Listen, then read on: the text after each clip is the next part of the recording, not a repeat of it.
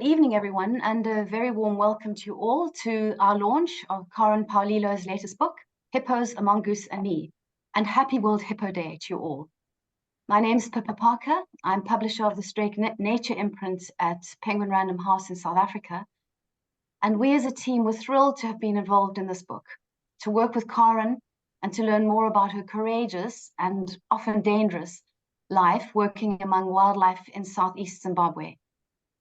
Her new book is a sequel to her first book, Hippo Love Story, which many of you will have read and be familiar with. A special thanks this evening to Karen for joining us from her base in the bush, where her only source of power is an external satellite dish that is normally caged to afford protection from baboons. Tonight, they have removed the cage for a better connection with us, and her husband, Jean Roger, is standing guard to ward off any baboons that may be tempted to investigate. So thanks to Jean Roger. There may still be moments where Karen's reception falters a bit, but please bear with us, because if that happens, it won't be for long. It'll come right back in a matter of seconds. I would also like to welcome a very special guest tonight. We're joined by Peter Egan, an English television and film actor based in London. Peter may be better known to some of you as Hugh Shrimpy McClare from the Downton Abbey series. But Peter's played diverse roles in both television and movies over a close to 6-decade career. But more importantly, in this context, outside of his acting career, Peter's an avid advocate of animal rights. He's an ambassador for the Animals Asia Foundation, a charity that works to end cruelty to animals in that region, and also for a dog rescue group, Saving Suffering Strays in Sarajevo. He's also patron of several animal rights organizations, and among them is Karen's Turgwe Hippo Trust, which she founded in the early 1990s. Peter has 4 dearly loved animals of his own, all dogs though. Peter will be telling us a bit about his life and his deep compassion for all forms of life, and about his involvement with animals, something that has changed his own life in significant ways. He will then introduce Karen, who will be giving us insight into some of her experiences in Africa's bush, which range from good to bad and exhilarating. A quick note to please, if you have any questions as the discussion ensues, please click on the Q&A tab at the base of your screens and capture those as they come to mind. And these will all be addressed at the end of Karen's talk. That's enough from me, and over to Peter. Enjoy the evening. Hi, everyone. Thank you, Pippa, very much for that lovely introduction. It's my great pleasure to sort of introduce you to this event this evening. I've been an actor now, as Pippa said, for about 58 years, really. So I'm often referred to as a veteran or a legend. So if I have a choice, I say, well, just call me a legend. That would be all right. I've been extremely lucky as an actor throughout the years. I've appeared in many films and on the stage here in the UK, the National Theatre and the Royal Shakespeare Company, and in the West End of London. So I've been very, very fortunate in my life and extremely lucky. And as Pippa said, you may hear them tonight, and I hope not too often. I live with 4 dogs, 2 Staffy crosses, a German Shepherd Husky cross, and a German Shepherd with a smaller dog cross. So he's got a big body and small legs. They are all the most wonderful creatures, and I adore sharing my life with them. And there have been many times in my life when I have often thought to myself how lucky I am. And sometimes I ask myself, why have I been given this amount of luck in my life? And as I've kind of got more and more into animal advocacy, I realize now why it is that I've been given the opportunity to have a platform, in some cases internationally, but generally throughout the UK. Although I have to say the people in Johannesburg, I visited Johannesburg for the first time last year, to fly up to Durban to visit a rhino orphanage, which I am also a patron for. And I just found visiting Africa for the first time the most amazing experience, and I can't wait to return. And in fact, I hope the next time that I return is to go to Zimbabwe and to visit Karen at this wonderful sanctuary, Turgwe. So my job as an actor takes me throughout the world, but my job as an animal advocate also takes me throughout the world. I was in Vietnam just before Christmas for Animals Asia, and visiting a sanctuary up in Bac Ma near the great city of Hue, and before then, as I said, in South Africa. Being an actor, it does give you a very fortunate way of living, because so many doors open for you, and that also gives me a great opportunity to share both my life and my complete commitment to animals. I am absolutely committed to compassion, kindness, and empathy. And I think that my life dealing with literature and identifying with many characters has also given me the opportunity to be sensitive to the needs, not only of human beings, but certainly of animals as well. Animals are the most extraordinary creatures. And I always find with my dogs that they teach me very much to live in the moment, and also to not be judgmental, and to forgive quickly. And that's really very important to all of us. I had the great pleasure of meeting Karen last year. I met her when I was having lunch with another mentor of mine, Jill Robinson, who is the CEO and founder of Animals Asia. Jill and Karen are great friends, and she said, you must meet her because she's a very inspiring woman. And of course, when I met her in a wonderful restaurant in Shaftesbury Avenue called Mildred's, which is a vegan restaurant, I hasten to add, I'm a vegan as well.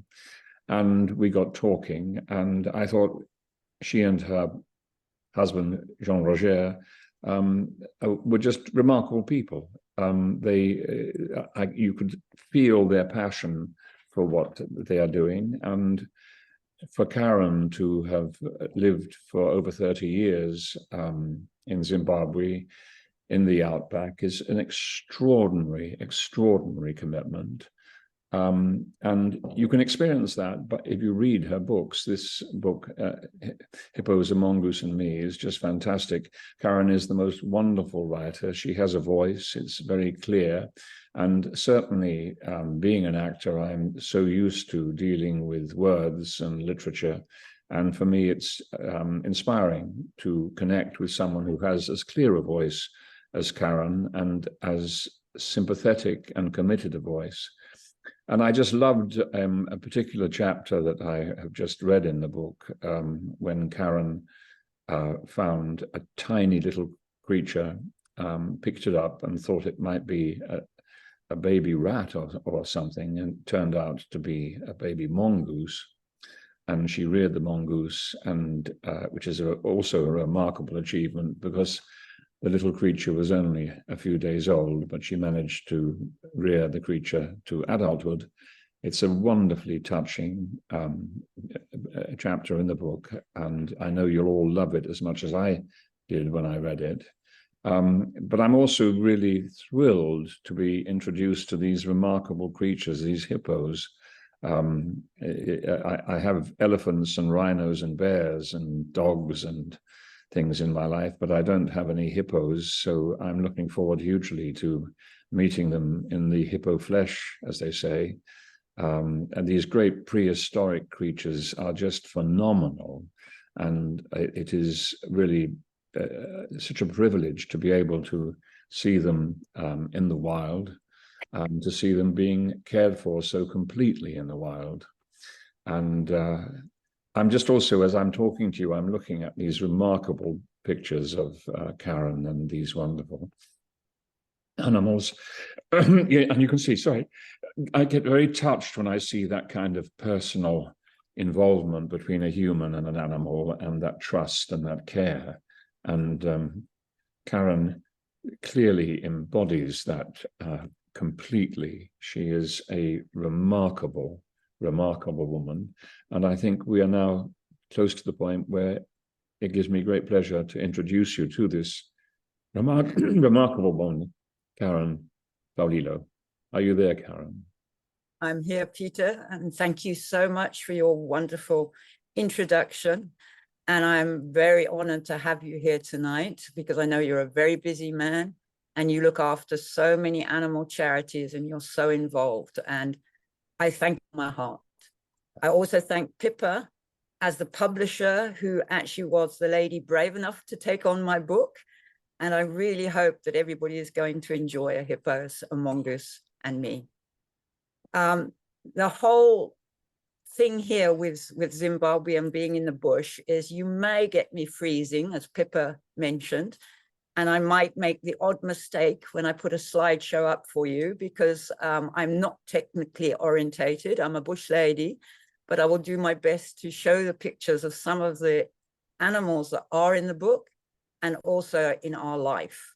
Now, this hippo blackface, everybody thinks that hippos are aggressive and assertive and the most dangerous animal in Africa. My book is not just about hippos, but obviously hippos are the central theme of it because I run a trust, a not-for-profit, which started way back in 1992. My husband is a geologist and we came here to live in the bush through his work. He was looking for diamonds and gold, which I'm very happy to say he didn't find because it would have really made a lot of damage to the environment and he didn't really want to find them anyway. But while we were here for the first year, I got to know the hippos because they were our nearest neighbors. Our first human neighbors are still 19 kilometers from where we live, but the hippos were below us in the riverbed. And I was very surprised because I had been a safari guide, a professional safari guide, and worked in national parks where animals are used to the public and not aggressive and very sort of chilled with people, that the hippos in the Turgwe weren't that way at all. And in fact, this female blackface, along with Bob, who you saw just before in the previous slide, were very aggressive. And they actually would come out of the river if I approached them in any way close enough for them to see I was a human and I was there. And in the first, and I'm not joking, 3 years of living with them and working with them, because I started to pay great interest in doing a behavior study because I was fascinated of why these hippos were so aggressive. I spent an awful lot of time up trees because blackface, as you can see, would charge out of the water. But it wasn't because of myself. She actually had problems in her past. And I'm actually not going to tell you because it's in the book. But she didn't, it wasn't normal reaction for a hippo. People think they're like that, but they're not. In general, hippos want to be left alone. They're quite happy in their water. And if we do not encroach on their space, and if they're out at night and we're not in between them and their water haven, they're just doing their own thing. They're eating grass, they're grazers. They're not, they're herbivores. They're not predators. So in that case, blackface had problems, but you'll read about it in the book. But what I did here was in 1992, this horrendous drought occurred, and it was the worst in living history. So I approached our nearest neighbors, who at that stage were our landlords, because we were here as dirty miners, as we were called in that era. Although Sean wasn't mining, but he was exploration. And I said, there's a drought. And it was obvious by signs in the bush, the way the ants, what they weren't doing, and they should have been building and they weren't, and so a lot of other things. So I approached the neighbors, and as the hippos were our immediate neighbors, I said, what's going to happen to the hippos? And our neighbors had their own problems because in those days, this area was cattle ranching and most of the properties had cattle. So the gentleman over there said, well, they're going to have to take their chance. So I said, well, look, if I could help the animals, is it okay? And he said, I'll quote him, if you think a pommy can look after a bunch of wild hippos, go for it. And he laughed at me. Well, this pommy, as he was called, and we're good friends, by the way, went ahead and actually contacted overseas various zoos and various people to find out how to feed hippos in the wild, because obviously nobody had done it. And in Zimbabwe and Southern Africa, they'd fed in bomas for very short periods, but nobody had fed long term. So I found out what to feed and what to do. And then we had to bring in food. And that is another trip altogether, because the nearest hay was over 500 kilometers away. We live deep in the bush. We have no neighbors of humans, and we had to transport the hay. So initially I borrowed the money off my husband, and it was a lot of money, but at that stage he was accommodating. And we ordered hay, the only decent hay, which was on the other side of Harare in Marandera, Rhodes Grass, and we had it shipped to the Hippo Haven, which is our property and what it's called, and the Turgwe Hippo Trust came later. And we started, or I started, to lay out the food, and we had to have other food. You can't just feed hippos hay, you've got to feed them. The hay fills their stomachs, which need to be filled, but they have to have protein like game nuts. And in our case, we found a food called survival ration, and we fed them that, which was a mixture of sort of cottonseed and molasses to bring them in the sugar content, and various other cotton seeds failed crops. And here you actually see volunteers helping me in another feeding program, because I do not believe in feeding wild animals per se, but if there is a drought that's going to kill every single wild animal, I cannot just stand by and watch them die.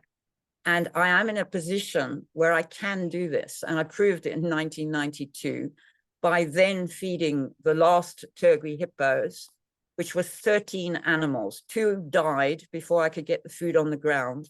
And the very last 13 Turgwe hippos I fed, and they were in such good condition that 2 of them, the 2 of the cows actually conceived and gave birth after the drought, which meant I was feeding at the correct amount of food.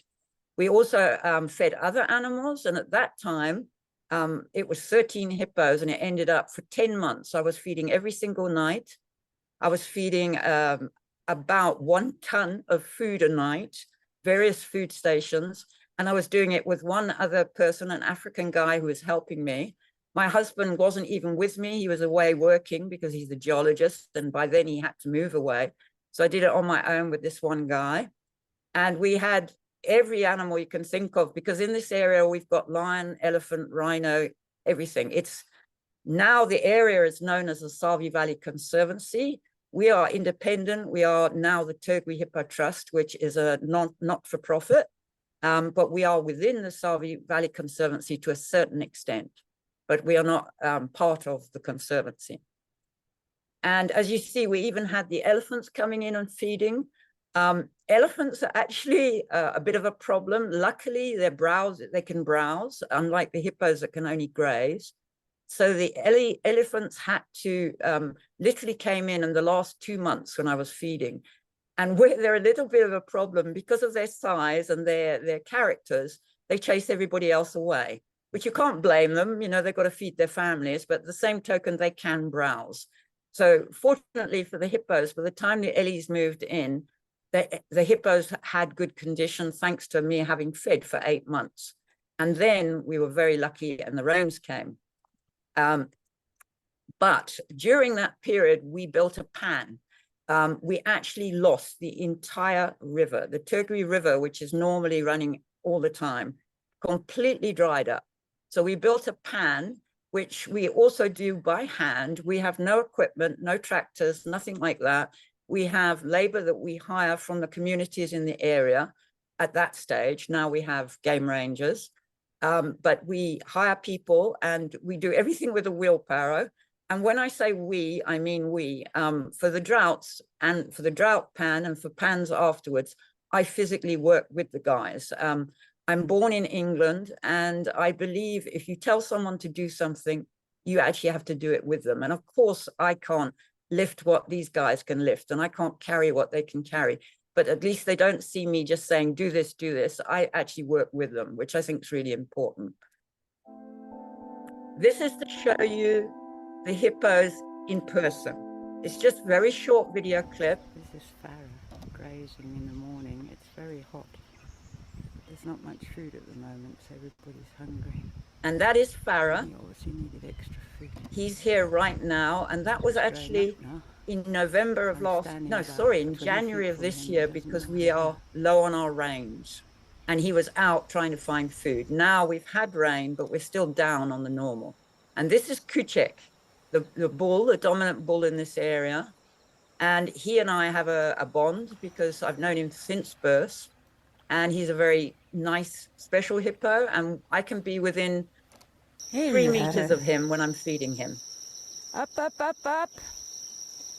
Yay. Yay. Good lad, Kuchek. And now we go, I'm afraid, to the sad side of what we're doing here. In my book, I'm telling stories. Each chapter is a different story. A few about hippos and then other things. And obviously poaching is something that has happened to us. We used to have poaching before 2000, which was just bushmeat for a family, probably desperate to eat and understandable. And it was so minor that you kind of turned a blind eye to it, because this is a big area with a lot of animals. So it wasn't commercial poaching. But in 2000, as South Africans will know, and some people overseas, hopefully, everything went wrong in Zimbabwe. And we had a period in Zimbabwe's life where it was very difficult. And the land invasions began. And unfortunately, they happened to come into our area. And so the conservancy was invaded, and poaching became part of what happened with land invasions. We had our lives threatened and all sorts of things happened to us, but that's in my first book, A Hippo Love Story, which is also published by Penguin. But now, thankfully, the poaching has calmed right down. We deal with other animals, and the poaching, compared to the 2000s, from 2001 to 2008, is much more less. But we do have certain poachers in our area that always come back. They don't ever stop. So we have employed 6 rangers. Initially, it was John and I doing all the anti-poaching. We were collecting around 1,000 snares every few months. That's how bad it was.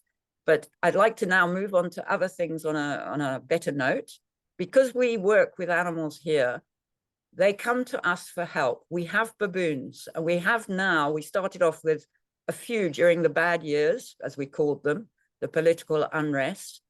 And now we have 80 baboons. They are wild. They are completely wild. This baboon here is wild. His name was Joe. And there is a whole chapter on Joe, and I don't want to spoil the book. But he came in injured and needed help. And that is an animal I've never hand reared, I've never physically touched, and we had that relationship.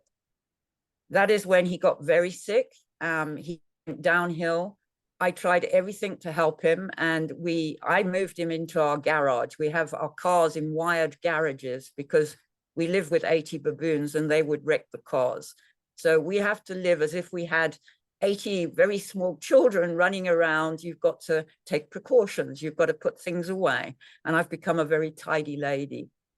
And so in this case, Joe was put into the garage and he followed me into the garage. And then I put a sort of boma of hay bales around him to protect him from the other baboons, and because he could no longer climb a tree.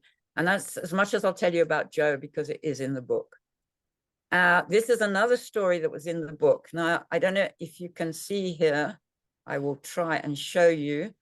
That is a snare that is embedded in Yogi's stomach area, lower stomach area, and excuse me, his testicles. And it runs all the way down, if I can see it, yeah, down here. That's the snare going all the way down. He broke it from wherever it was attached to a tree, but it would have killed him because it was cutting into his testicles and he would have died. Another baboon that came to me for help. So again, back into the garage. And this time you'll see my colleague, Dr. Rosemary Groom, on the right there. She works with lions and wild dogs and is a very professional lady. And she has a license to dart animals. So she lives up in the north of the Conservancy. And I called her and I said, help, I've got to take a snare off of a baboon. So she came down and that's what we proceeded to do. And again, I won't tell you too much about it because it's in the book, but that is what happened after he'd been drugged, after he'd had the snare removed. He genuinely held my hand. This is a wild baboon. Explain that to me if you can. I know what it means, but some people will poo-poo and say, ha, it's a baboon. And all animals are sentient beings. All animals come to people for help if they know they're going to get kindness in return. And every bird that you help in your garden, every animal that you step in and give it help, it will repay you tenfold. And that is at home. Our home is overrun by animals in that my husband has learned to live with it and live with me, which hasn't been easy for him. He was an academic and now he lives in the bush with this woman, but he has become part of my life. And I'm very honored that he has stepped in as he has done in so many things. These baboons have carte blanche on the outside of our house, not on the inside. And this is our gazebo. Now we go to a very, very important animal, squiggle mongoose. You heard Peter speak about her and tell you all her story to a certain extent. Well, that's how much she was weighing. And she was only, I think, a week old there, 97 grams. And she lived with our cats, which we introduced her very slowly because we were scared they would hurt her. But they seemed to recognize automatically she was a predator. They never looked at her as a mouse or as a rat. They respected her and they lived together. But that was our house cats. They were already in the house when we brought Squiggle in. And she loved my sewing basket and she used to play in it. And she grew to this beauty, a very, very beautiful animal. And as you can see, she was the love of my life. She still is. I've never had a bond like I had with that mongoose. And I read the Jungle Book when I was a little girl. And Rikki Tikki Tavi, I think, was a mongoose. I'm sure he was. I never thought I'd have a mongoose living with me. And I did have every intention of releasing her initially, but she was too habituated to me. So she ended up living with us, but she had full run of the house. She had more cages than anybody. When we were away, she'd have big cages that you could have put a horse into. When we went to Harare, which was very seldom, she came with us in the car. She had more goods to keep her happy and blankets and cuddle things and toys than probably the most spoilt child on this planet. And she had a good life and she was a very happy mongoose. But again, she's in the book. And now you can see her in person.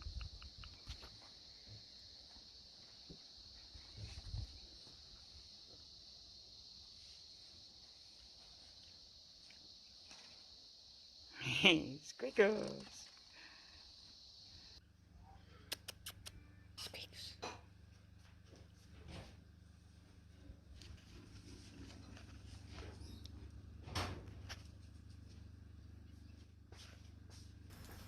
And this is the other very important part of my book. His name is Steve, or Stevie, as he prefers to be called. He is a wild hippo. That is our lawn. Stevie was ousted from the pod when he was 2.5 years of age, which is very normal. And he found our lawn. And we've never had a hippo on our lawn before. But he's really clever. He also discovered that if you walk round to the backyard, there would be baboons at night because the subservients come at night for tidbits at the back door. There would be bush pigs. And best of all, there would be horse cubes. So Stevie began to feed at the back door. Oopsie, mind the chair, darling. And because he's a wild hippo, and he You resting your head, was mother. right there at my back door for the first time in over, at that stage, 27 years of studying these hippos and doing a behavior study of them, I had Steve Hippo at my back door. And he actually taught me so much more about the hippos in so many different aspects because of the close contact I had with him. This is our backyard. It's right behind our back door. And we have warthogs, we have the baboons and Stevie. And that was actually the day he very first met the warthogs. And people think that when hippos open their mouths, that it's aggressive. But if you can look at that carefully, that isn't aggression. That is literally a smile. People think that only humans smile, only humans yawn, only humans hiccup. All animals do exactly what we do. Our baboons often get the hiccups and often cough. And you think, my goodness, what's that? Or at least you might think that. Who's outside the back door? And it's a baboon. Same goes for hippos. They smile, they yawn, they open their mouths, but it's not aggression. 90% of the time, it's not aggression at all. And that's when Steve first met one of our rescue cats. We have 6 rescue cats. And that's Steve with some of the baboons. And animals, if left without harm, without aggression, without any kind of nastiness towards them, all sit and work together and live together, because that's how it initially was before we as human beings upset the ball game and change things for animals. But animals naturally exist together, and it's only when it's a predator and he's got to eat will he chase an animal and eat it. But at other times, impalas can walk right by a lion if he's fed. Animals know how to behave with each other. We should learn lessons from the animals. And here we go with Stevie again at the back door in the evening. And this is really important. I do genuinely love these animals, but I also study them and I learn a lot about them. And I have a lot of knowledge over 3 decades on hippos and all the other animals that we live with us, but predominantly hippos. And although I was a safari guide, as I said before, and a professional one at that, this is far more knowledge gained from being physically with the animal. That looks like blood. It isn't. It's often called the sweating blood, but it's not blood. It's a gel that a hippo secretes. Now, you'll have read in books and you've been told by people that it's a sunscreen. Yes, it is. It does work as a sunscreen. But I have found by studying the hippos over the years that they secrete it when they are stressed. Now, it can be stressed due to hunting, poaching, the floods, when the river is in flood and the hippos get caught in deep water, which scares them. Or it can be, in the case of a hippo bull, after, say, Stevie, who's a young male, then they will secrete this gel. The gel starts off pink and looks like blood. And actually, it doesn't, it turns brown when it hits the ground. Now, you'll see Stevie standing on concrete there. That's by our back door, with the cat checking him out through the back door there. Stevie's secretion I actually picked up once when he'd put it onto the concrete and he'd moved off. It's so soft. And because I've got quite a lot of wrinkles, I live in the bush, I put it on my skin and I was incredibly surprised at how it was absorbed so quickly into my skin. But I'm not advocating people trying to get gel off hippos, because you would have to stress them and it wouldn't be appropriate. And anyway, they wouldn't do it for a human being. So it's not going to work. But it just was uncanny, the amazing way this gel soaked into my poor old wrinkles. And that's me with Steve. Now, a lot of people would say, oh my God, anthropomorphic, what's she doing standing next to a hippo? Why is she such a bunny hugger, da, da, da, da, da. I am not stupid with any wild animal. It's a wild animal. I let the animal come to me. I never go to the animal. I don't overstep my mark. I don't walk into the animal's space. When the animal comes to me and wants to be with me, then it's a different story. And Steve had been coming to the house, I think, for a year before this relationship began. By then he was 3 years of age. And it did get to the stage where once I did touch him, because I wanted to be able to physically touch a hippo. And then after that, he would come to the back door and show me he wanted his nose rubbed. Now, this is a wild hippo. He's never been hand-reared. He's never been physically contacted by a human being. And he used to push his nose at the door and say, rub me. So I'd go open the door, put my hand out and rub his nose. And he accepted that, he wanted that. But because I've studied them for so many years, I can see by looking at a hippo when it is cross, when it doesn't want attention, the eyes tighten, the ears go back. And I know when a hippo has had enough or doesn't want contact. I do not advise anybody to start stroking wild animals. It is not something one would do just like that. You have to know its behavior. You have to know how to behave with the animal. But over the years, I've had the privilege of being with them. This is animal behavior.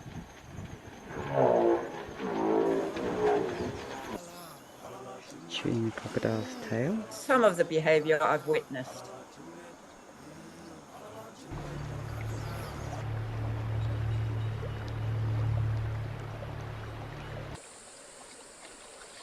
Three-day-old baby. I've also had the privilege of seeing calves when they've just been born.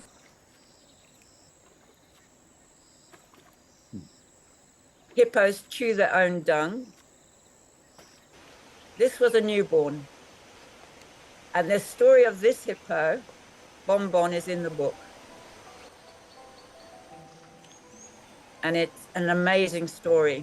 Even though I wrote it, I still can't believe I witnessed it and what happened. But I'll leave you to find out about that.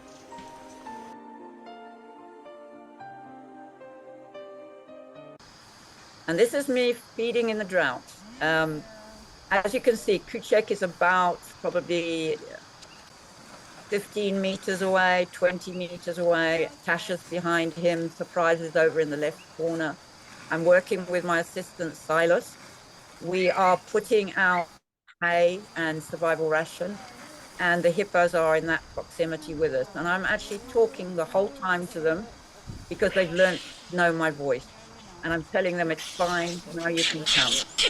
And that's the relationship I have built up with these hippos. And this is a very interesting part of hippos' lives in the bush. People think hippos and crocodiles are enemies. They're not. They live side by side.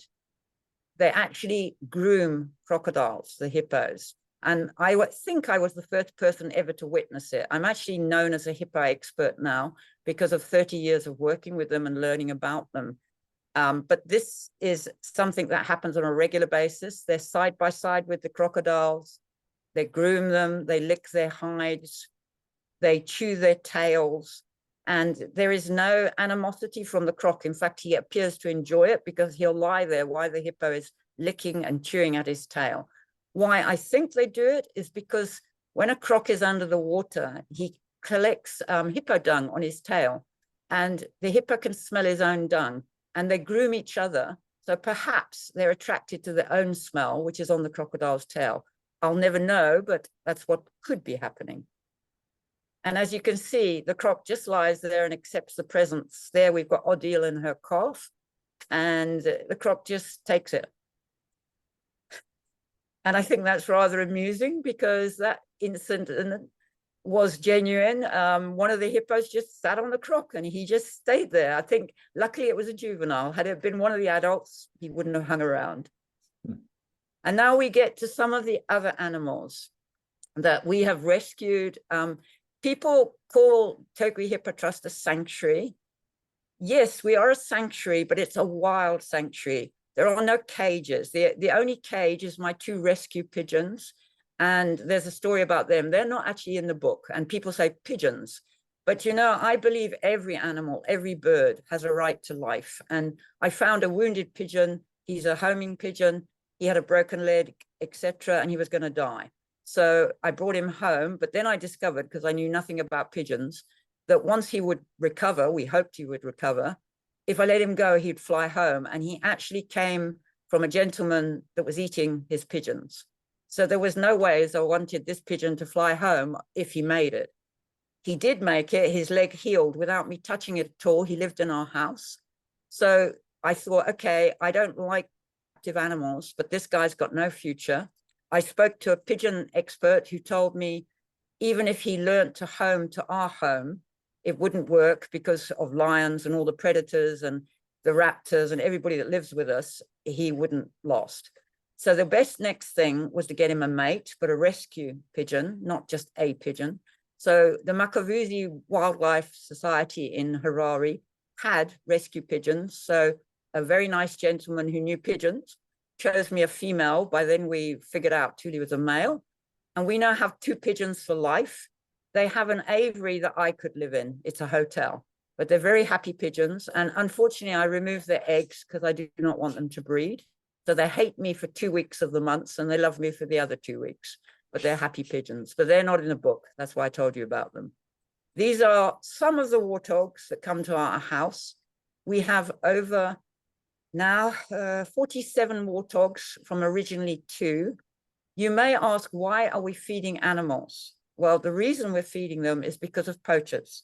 Because now we live with poachers and it's permanent, they're here. They're part of the people that were settled in our area. Not all of them poach, as I said. And luckily now, when we catch them with our rangers, they go to jail.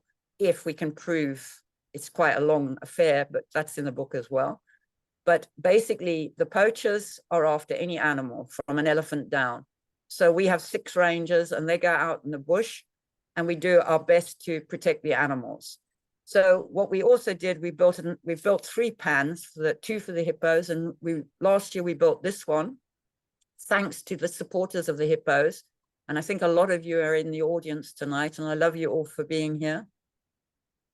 This pan, which we started in July last year and finished, I think, in August, is right next to our house. So all the animals are safe when they come home. They get a bit of tidbits and they've got water. And our baboons are so happy. They've got their own swimming pool now. And when there's like 50 baboons having a swimming party, it's fantastic to watch. We have volunteers, so they get to see animals at very close contacts. And this is the babies. And these warthogs are wild. There's only 2, I think, that allow me to have physical contact. I don't encourage physical contact with wild animals. And when I meet these guys in the bush, I don't talk to them. At home, I talk to them. They've got names. They know who they are. We are not fenced, so they can come and go. But when I meet them in the bush, I don't speak to them because they mustn't see human beings as friendlies. They must be wild out there. But the home is their haven. Our home is their sanctuary. And for those of you that find baboons as vermin, and there are a lot of people that see baboons as vermin and a lot of people that dislike baboons, I fully understand if a baboon is in Cape Town coming into your house and raiding your house. We are fortunate, we live in the bush, and we have built our house, and we built it physically ourselves with animals in mind. So like you guys that have children, we don't, in our house, we don't have windows, we have doors, and we don't show any food at any stage through the windows. So there's no food on display. There's no baobab pods. There's nothing that a baboon would want to break the mesh and come in and steal. So there's nothing to encourage them to break in as such. And because they get food outside, they recognize the backyard as their place and the front garden as their place as well, and the roof and the garages, but we've locked our cars up. Basically, we protect our home so that the baboons can have their life with us, and we respect them and we are part of their lives. And we have a unique relationship with every wild animal in this area. We have elephants come into the garden. We have anything and everything. I had a lion come in and grab one of my bush pigs, and I actually, you'll think this is rather strange, ran at it, screaming at it at night like a banshee, and he dropped the bush pig and ran. Because even a lion, in that instant, having a woman screaming at him, it'll give him a shock, and he dropped the pig. But unfortunately, he'd bitten into the bush pig's spine. We covered the bush pig in a canopy from the Land Rover for the night, hoping that he was in shock, but it wasn't the case. And unfortunately, in the morning, he was in a very bad way. He hadn't recovered and he had to be put down. We don't kill anything, but in that case, my husband had to step in. I cannot kill. We are both vegetarian and I'm vegan going that way. And basically, Jean has to be the one if there is an animal that's in pain and very hurt, or we have a rabid dog from poachers, then it's a different story. But that is a part of the life that we have to live with in Africa and in the bush. And that's myself with Kuchek and some of his family. I have this unique relationship, but I would like everybody to know that this book, Hippos, a Mongoose and Me, is all different chapters, different stories. Every chapter is a different story, and it is actually donated to the Turgwe Hippo Trust. So every dollar that I receive from Penguin and every dollar that we receive on the website is going to the Turgwe Hippo Trust to run it, because I have a lot of outgoings. We have 6 rangers, and without the help of people, we cannot possibly carry on. And I think Peter now has something to say about things. Yeah, what a wonderful presentation is the first thing I'd love to say. And also, it's just so, that's my dog agreeing with me there in the background. It's also just so wonderful to see wild animals in such a personal situation. It's really, really touching. It's absolutely wonderful. So thank you very much, Karen. And you are doing just great work. Thank you, Peter. So My heart. I find it does, I get very touched by it. I'm very sentimental. I get very moved by it. You're doing very moving work, so excuse me. I've got a couple of questions here, if you'd like to try and answer them. Not very difficult questions as far as I can see. What's the biggest misconception people have about hippos? That they are aggressive, that they kill more people in Africa than any other animal. Where that has come from is that hippos live in water, obviously. They spend the majority of their time in the water, and they come out at night to graze grass and feed. They're nocturnal feeders. So unfortunately for them, most water sources left in Africa have people living close by, which wasn't the case a few hundred years ago. And if you can exist with the hippos and recognize them as a wild animal and not harass the animal and just let it be there, you can benefit from it. A hippo defecates in water. The defecation feeds the fish. Everybody loves to fish that lives by water in that kind of environment, and they would benefit from that because the hippo is feeding the fish. Mm-hmm. But where the hippos give a problem to people is that if hippo's out of his water, be it daytime in the winter when he's on a sandbank in the sun, and or a person approaches him in the water in a boat or canoe or whatever, or at nighttime when the hippo is grazing, and if a person gets too close to the hippo and separates him either from the water, like is in between him and the water, or in the case of a mother and calf, separates the mother and calf, which any animal will react to, the hippo naturally will defend itself. Most attacks from all animals is defensive, unless it's a predator that is extremely hungry due to age, due to old age or something. Not many animals eat people intentionally, even lions. But in the case of a hippo, if they are startled by a human being, they can bite the person. And because they have 36 teeth, of which they have huge lower canines, huge incisors, they can chop off a leg, chop off an arm, cause serious damage, and possibly kill you. They don't normally carry on the attack unless you're beating it or you've got a dog and the dog's attacking the hippo. They want to get away. They want to get in the water. So they will bite and run. But if you're attacking them, that's a different story. And the hippo has to defend itself. It's just being defensive. So it kills someone. And then unfortunately, there is a person left to tell the story, or there is a body. If a lion does attack a human being due to old age or whatever reason, it's in a snare and it's broken a snare and it's carrying a snare and it's wounded, or it's been shot by a hunter and it's wounded, it will kill somebody. If a lion does that, it'll eat you and there's nothing left. And to find the carcass is pretty difficult of the human being. But if a hippo kills somebody or injures, you know about it. So they get a bad reputation. And I honestly believe they do not kill the most people in Africa. I do believe they have habitat problem with people. But if we could teach more people to live with hippos and understand the hippo, there would be less problems. If you catapult a hippo with stones and rocks, you will end up with a very aggressive animal. And during the bad years here, that was happening on a regular basis. I videoed, I watched it, and I couldn't educate then because it wasn't the time when you could. Now we can. Yeah, wonderful. What is interesting, you know, is to me anyway, is that how important all animals in the wild, how important their poo is, because they become kind of keystone creatures, don't they? Because their poo is so valuable to the environment they live in, and it creates wonderful food for the soil, as well as pollinating as well throughout the wild. So we should really let animals get on with their own lives, really. And here's another question here. It's been a pleasure to know you. This is from Ian Wilkie and Jean Roger over the past year or so. You're committed more than anybody can imagine, but do you ever think about how this great work will continue when you are no longer around in many, many years to come? Thank you, Ian, for bumping me off before my time. And lovely that you've joined us tonight from Scotland, in fact. Ian, yes, of course, I think about it. But, you know, I'm a great believer. You have to live every day as if it's your last day.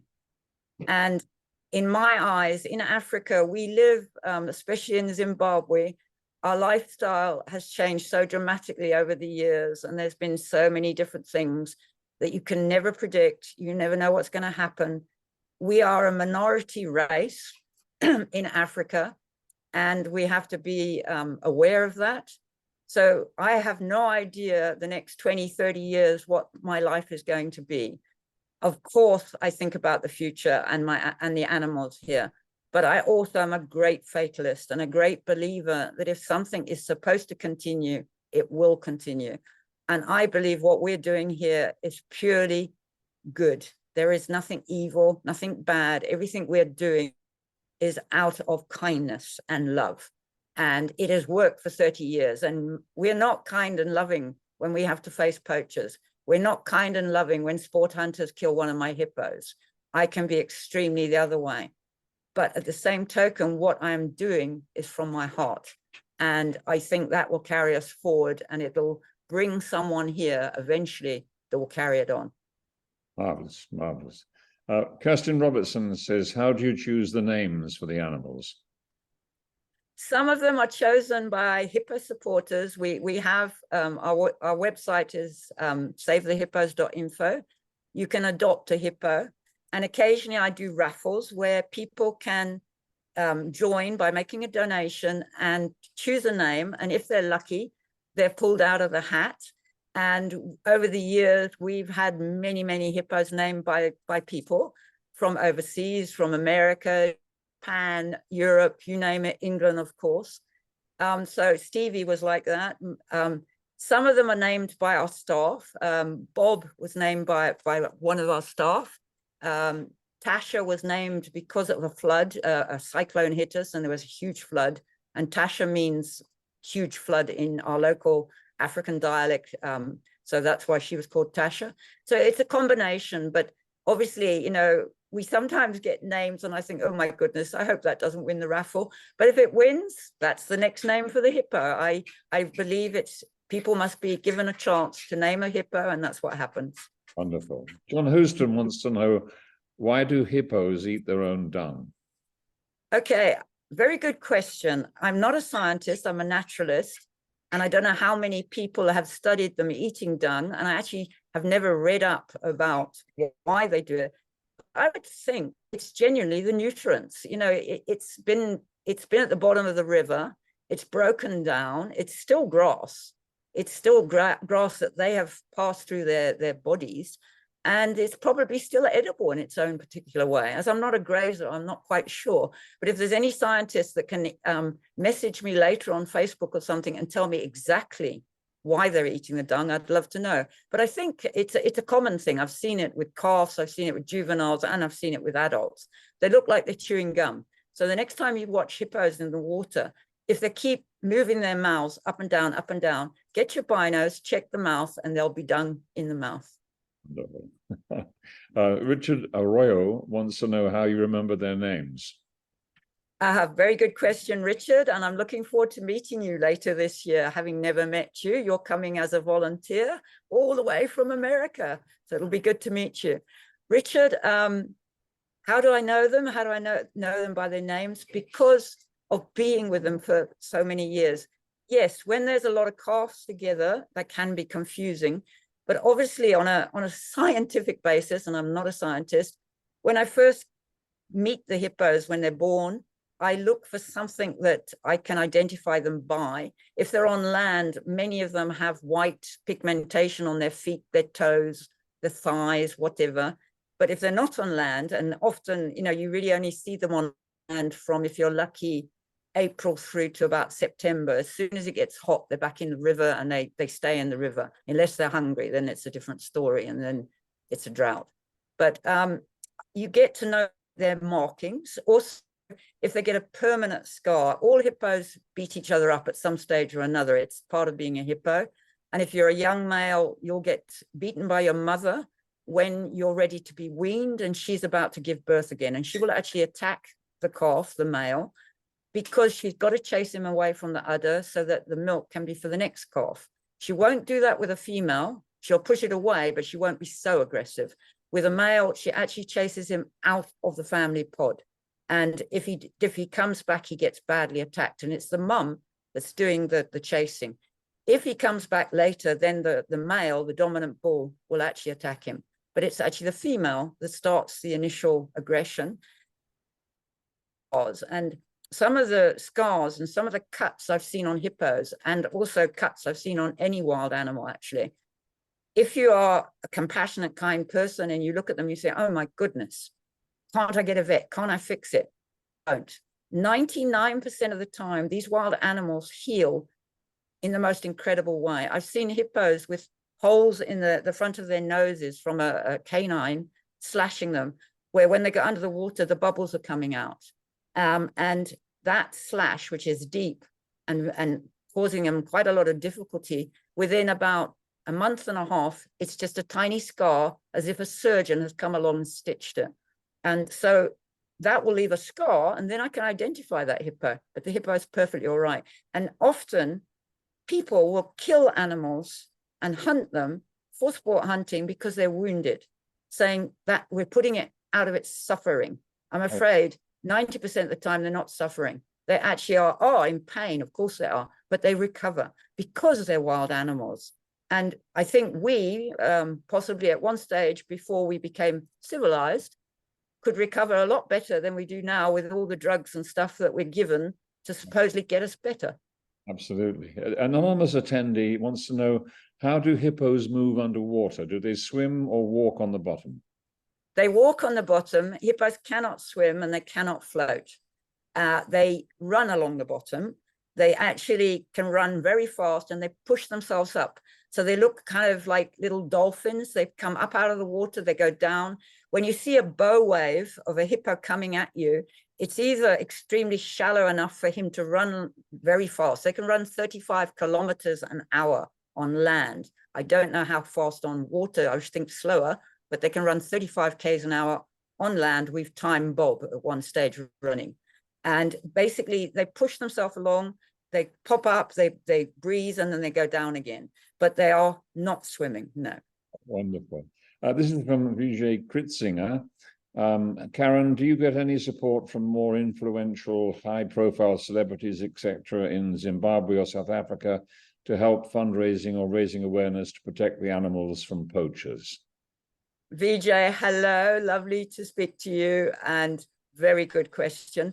I am very honored that last year I got 3 actors who are patrons. Mr. Peter Egan is one of them, Mr. Dan Richards is another, and Mr. Mark Berner is another. And I am so honored that these 3 gentlemen have come on board because, as Peter quite rightly said, they have the voice. They have the voice because of their profession. And thank goodness they all care about animals and have come on board with Turgwe Hippo Trust.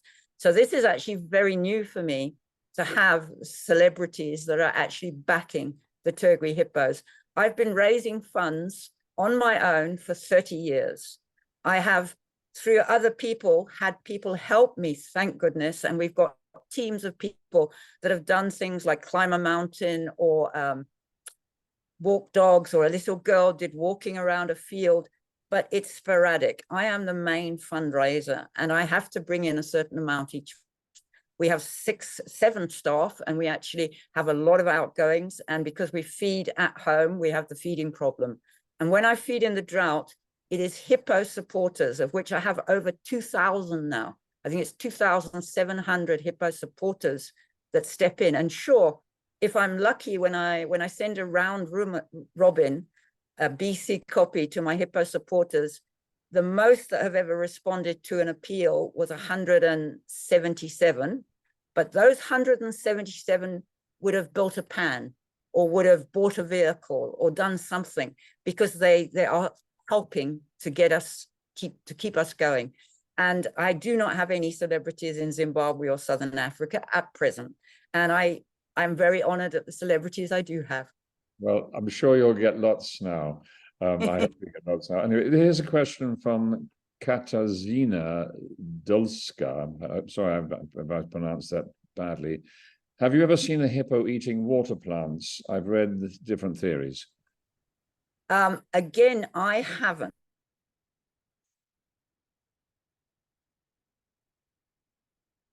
I think that, Karen, you just froze for a second there. Okay, am I back? Yes, you are, yeah. Okay, great. Sorry, we haven't got that kind of vegetation in the Turgwe River. It's not a big river, so I've never personally seen it. So I actually can't really answer that question for you. I did hear a story on the radio the other day. It was new to me, that in Southern Africa, I think it was in South Africa, and I heard it on a radio interview I gave, there was a plant that was killing hippos. I actually hadn't heard about that, so it's all new to me. And here we do have the odd plant that comes up in the rains on land that could kill a hippo, but luckily they've never eaten it and we can't remove it. It's an indigenous plant. Okay, Elizabeth Farmer wants to know, you mentioned that Stevie taught you things you hadn't known because of his proximity, for instance, sampling his stress sweat. Can you expand on other things that he taught you as well? Hello, Elizabeth. Lovely to hear from you, all the way from America. Elizabeth, so many, but to name a couple, I obviously over these years have learned a lot, and in fact, probably know more about hippos, I always say this, than my husband. He's long suffering, but he accepts my passions. In the case of Stevie, I knew vocalizations of hippos. I still want to go underwater with hippos. A couple of TV crews were supposed to put me underwater. It never happened. And then I had a guy come here that's a South African man, very knowledgeable, Derek Solomon, who came to record my hippos chatting underwater.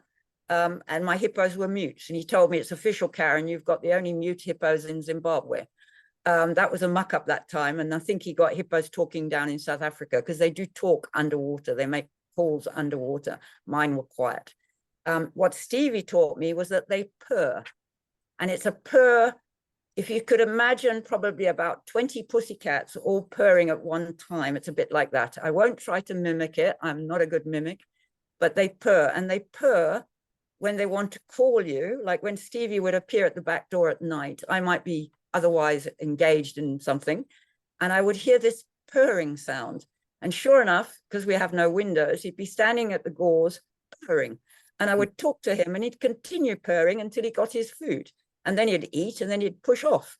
It's a calling sign, basically. That's how I see it. It's not an aggressive sound. Wonderful. Has he observed your cat, do you think, to learn how to do that? Yeah, I don't think so. Elizabeth also wanted to know, can you talk a bit about your life in the bush? She's particularly interested in how you get groceries, medical care, and dental care. Okay, some of that actually, Elizabeth, is in the book. I don't want to spoil the book for readers because, as I said, it's different stories, and I do want people to know how our life is here. So there is a couple of chapters where I put in certain of those things you're asking, but to give you a quick brief rundown, living like this, we only had candles, gas lamps, and paraffin lamps. We had no form of communication with the outside world. And excuse me, that was the first, I can't remember, but probably 7 years, I don't know, 5, 7 years. Then we got terribly advanced. And what was the next step? I'm trying to remember. Crikey. I think we got a generator, and we still got the generators. We've got 3 very old generators that are very ropey. And those generators give us electricity. But before we got the generators, that's right, we got a laptop. And to get communication with the outside world, we climbed our nearest copy, which in feet for an American is about 100 feet high. So I would climb up the copy with my laptop, and there on the top of the copy, you'd get a signal, and I could send emails and actually communicate with the outside world. Then I think the steps are a bit vague in my memories, but then we got a generator, and then we got really advanced and we got a satellite dish, which is why I occasionally freeze or whatever, because it's in a cage. Because we live with baboons and everybody else, and elephants are often in the garden or the backyard, we had to put it in a cage. And I think we're the only people in Zimbabwe with our satellite dish in a cage. And now we're very advanced. We have Wi-Fi, and it's great because now I can communicate with all the people that adopt a hippo. I get 100, 150 emails a day. I'm talking to people all the time and promoting what we're doing. And I'm on social media. It took me a long time to get there because we couldn't. Now I'm on social media for the Turgwe Hippo Trust, Facebook, Twitter, Instagram. And it's all a case of advancement very slowly. We will never have electricity here. It's very doubtful. We do not have running water in the sense that we have water running for the bath and for the animals. And we put chlorine in it because it comes out of the river. So it's clean for humans to bathe. I don't want to poison my volunteers or my guests, but we do not drink it because the river comes from upstream where there's communities. And I don't think it's good to boil the water or whatever, or filter it. So we're very lucky we can drive 20 Ks to the nearest borehole on our neighbor's property, and we're allowed to take water. So we collect water once a week for Jean and I. If we have guests, probably every 3 days, in jerry cans, so that we have very clean, very healthy water. And I'm actually so paranoid about water in Africa. I take it with me to Harare. I take it with me to South Africa. I like my water and I'm used to it, and it's very healthy. Wonderful. And there's many stories, but again, a lot of them are in the book, Elizabeth. And thank you for asking. So someone, Viz Chetty is asking, who would you like to play you in the movie of your life, past or present actresses? If it ever happened, that's a very good question. You'd have to have different ladies because I started as a girl and I'm getting on a bit now. So actresses I adore with every ounce of my body. Dame Judi Dench, I think she's gorgeous. Virginia McKenna is a friend of mine, but she's not acting anymore. She was in Born Free and she doesn't act anymore. And Dame Judi Dench is still acting. But on the younger ladies, my goodness gracious me, I wouldn't know really. It would have to be somebody that could feel the passion, but whether there'll be a movie about Turgwe Hippo Trust and Karen Paolillo, I have no idea, but I would be really honored if there was. I hope it happens before I die, put it like that. I think there certainly should be. In fact, I saw Dame Judi and Dame Virginia last night at an event in London, and they're both doing very, very well and both look wonderful. Do you have in mind any infrastructure projects such as river pans? This is from Nikita Minayev. Hi, also a Hippo supporter. Lovely to meet you. Yeah, we've just built a pan last year. What we badly want is a little tractor because we fix our roads by hand, and our roads are fixed literally by carrying rocks out of the koppies and putting them on the roads, the dirt roads, and then covering the dirt roads with earth with wheelbarrows. So if we had a little tractor, we need that. We're not going to build any more pans just now because a pan is an artificial building, and we only do them, we built 2 for the hippos because if the river dries up, we can pump into those pans and they'll have water, which they need, because when it dried up in 92, we built the first pan, and if the 12 hippos that used it, the one bull couldn't because Bob, the other bull, had the family in the pan. So Happy didn't have a pan, but the family that used it didn't dehydrate, didn't have a problem. Happy actually got sunburnt and dehydrated. If the calves or some of the mothers who were feeding hadn't have had water, I think they would have died. So that pan was very necessary then. The second pan we built about 6 years later, I think, because I've got more hippos. I started with 13 hippos that I saved their lives, 2 got preggy. Since then, we have had 69 hippo calves. We did introduce 1 female that was going to be shot by national parks, and we brought her into the area with her son, and she moved eventually to us in the Turgwe, and Kuchek is her son, my bull. But the rest were from the drought and calves born from them. And a lot of those calves have left the area to move to 2 other river systems. So on a genetic basis, they don't mate their fathers. I've never seen a calf grow up, a female, and mate its father. They move to another bull. And if there isn't another bull, they move off. And sometimes they don't like the other bull, so they still move off. But we are dispersing hippos, warthogs, baboons around the area to give other areas the animal that they may be missing out on. So we're improving the habitat with the animals moving to other areas as well. Wonderful. Andrew Hackett asks a very, very important question here because he's missed part of the talk. So he thinks this may have been answered, but how many books have you written and what are the titles? Okay, at the present moment, I've just written my second, which has just been published. And it is, the first book is A Hippo Love Story, also published by Penguin South Africa. And the second book now is Hippos, A Mongoose and Me.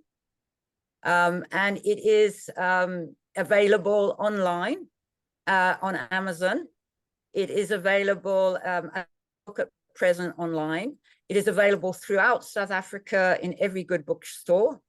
It is it's going to be on Amazon UK at the end of February, the last week in February, and it will be a little bit later getting to America. And it is also on our website. If you buy it on our website, there's limited copies at present, and they're signed, but they're limited out because they have to get to England. And that's basically the book now. But at present, only 2 books, but don't worry, there's going to be more. And they are both brilliant, I have to say. I highly recommend. I'm just going to ask you this question, because there are a few more to come up just in case we run out of time, which is, what can I actively do to help the Turgwe Hippo Trust and the hippos and other wildlife? Very good question. Many things. Anybody overseas, anyone at all that wants to fundraise for the Turgwe Hippo Trust, you can donate to us through the Turgwe Hippo Trust website at savethehippos.info. And if you want to do something and let me know about it, email me, then we can discuss it and you can tell me what you're doing, and I will advertise the fact that you're climbing a mountain or you're doing a bike ride or anything like that. And I promise you, every dollar that you raise goes into what we're doing here. There is no, we don't believe in wages. I'm not paid. I haven't been paid for 30 years and I never will be. My husband is a geologist. He's the breadwinner when it comes to money, but I am free. And the whole point of what we're doing is to preserve and protect. I do not like the word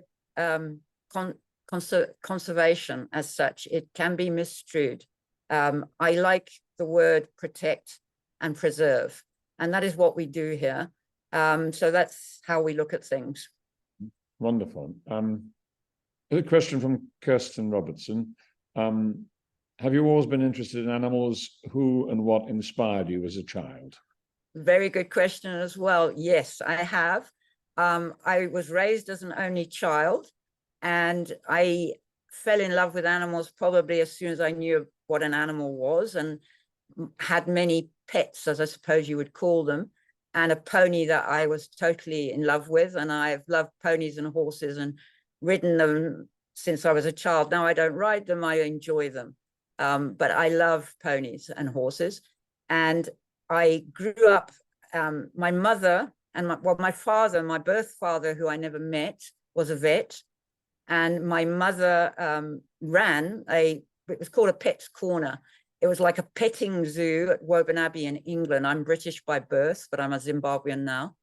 And the petting corner had mainly rabbits and guinea pigs and such like, but it had a few exotic animals like a llama and monkeys.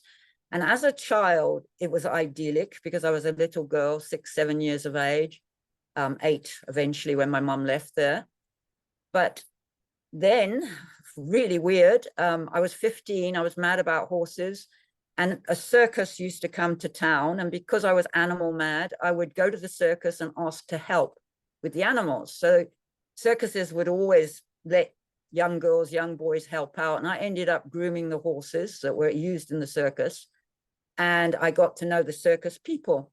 So because I knew no better, I was 15, I asked them if I could join them in my school holidays. And they said, sure.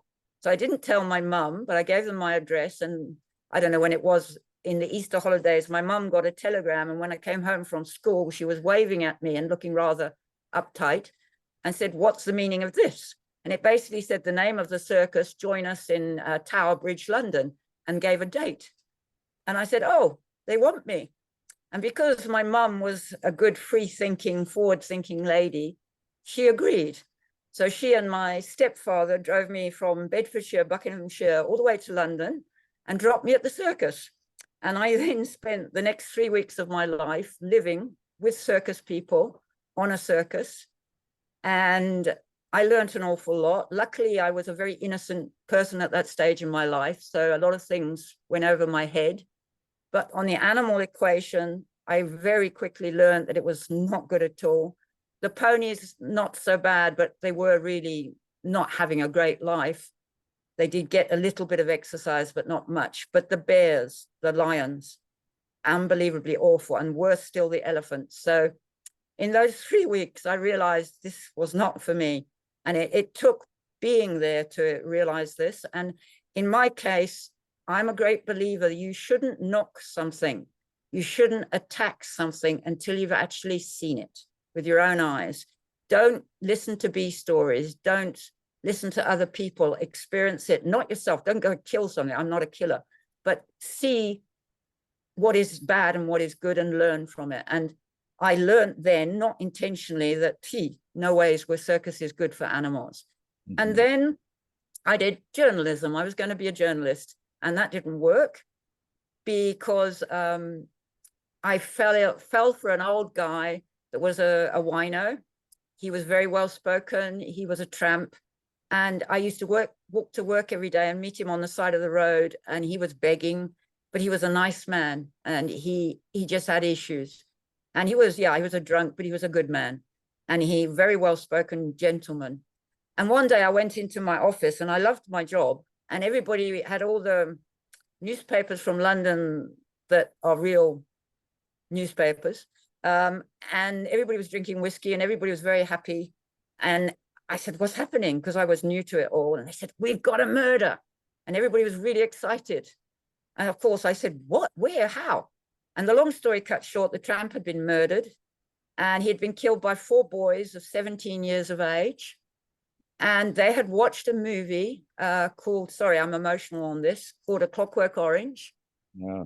And in that movie, to Beethoven's 5th or 9th, I can't remember, they kick an old man to death in this movie. So these kids did the same. I quit being a journalist the next day, and I couldn't do it. And then lots of things happened in my life, too long to go into detail. Some are in A Hippo Love Story, I think. And I ended up working, which is so far removed from animals, you can't believe it, in a casino in England. I became a croupier, not through choice, through my cousin. I was at a loose end, another story. And Becky asked me to come and meet her in the casino. And I found myself being interviewed for a job. I didn't even know what a casino was. I had no idea. I hadn't ever been in one. And the best thing about a casino is, my goodness, does it give you confidence with dealing with awkward characters. when you're taking human beings' money and you're good at it, which I happen to become, you get some very rude things said to you and nasty things said to you. And in England, we have the gaming board that protects us. And, you know, your pit boss and your inspectors can step in. In Africa, I worked here very briefly. There's nothing you can do, and you are insulted, you are sworn at, you get everything told to you because you're taking people's money. It's not an easy job, but it got me to Africa. It brought me here because there was a casino in Victoria Falls.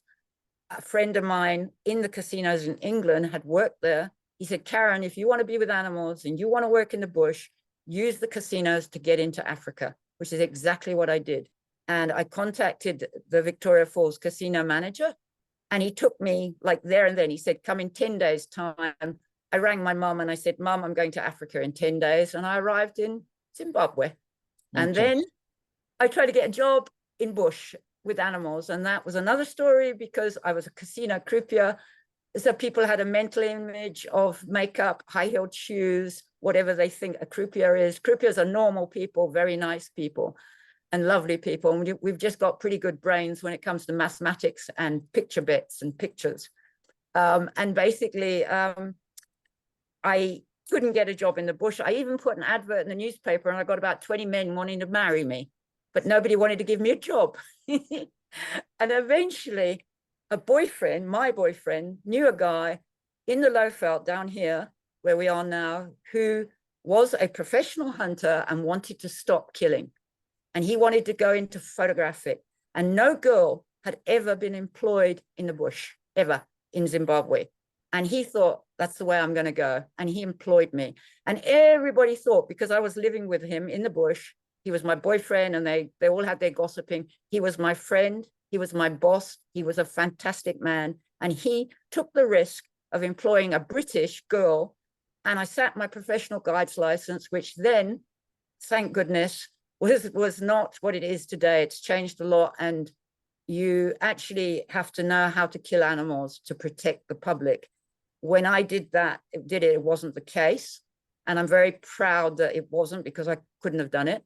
But I did still have to know how you shoot a rifle, and I had to work with my boss, who was a hunter, and see animals killed, to have the knowledge of a charging elephant, etc., etc. But I didn't have to kill anything. And I wouldn't have done it now, but I was young then. And it got me a guide's license. And I was the first girl to pass the exam. And I actually sat it with a bunch of hunters that have been hunting for years. And many of them failed the exams because it was very academic in places and they had to resit. So I wasn't popular for passing. And then I became a safari guide. And excuse me, being a safari guide was fantastic, being with the tourists in the bush, looking at the wildlife. But a good safari guide is working from like 4 in the morning till 2 in the morning, 4 in the morning when you get up, 2 in the morning after everybody's gone to bed. And you are there for your client. Your client is the most important person. So you're out there in the bush, you are looking at the animals, or you're walking with them, but you are protecting your client. Your client is number one. So you are with the animals, but you don't get what I get now. I wanted to work with animals and not work. I wanted to live with animals. I wanted to do the whole bit where my life is the wildlife. And thankfully, that is what I do now. That's wonderful. You've just written your 3rd book there. I mean, that's your life is remarkable. I think your 3rd book should be your journey to where you are now. And I think on that note, I think we've come to the end of our presentation. I have to say it's been absolutely fascinating from my point of view to experience your life with you during this presentation, Karen. You're a remarkable woman, and I can't tell you how much I admire you. And the work you're doing there is fantastic. Thank you. I think we should also say thank you to the remarkable amount of people who have joined us on this Zoom tonight. You've asked some wonderful, wonderful questions, and you are all remarkable people. So thank you so much for being with us. From me as well, everybody that's come along to this chat, I love you. I love you for your support. If you don't know me, I hope you will keep following. Follow us on social media, follow the Turgwe Hippo Trust. If you know me, if you're a hippo supporter, without you, I could not do what I'm doing here. And I mean that. You are the backbone. We're the workers, but you are the people that help. And I thank you all. And I love you, Peter, for being here tonight. And thank you to the Penguin and the Struik team who are brilliant. Good night, everybody. Wonderful.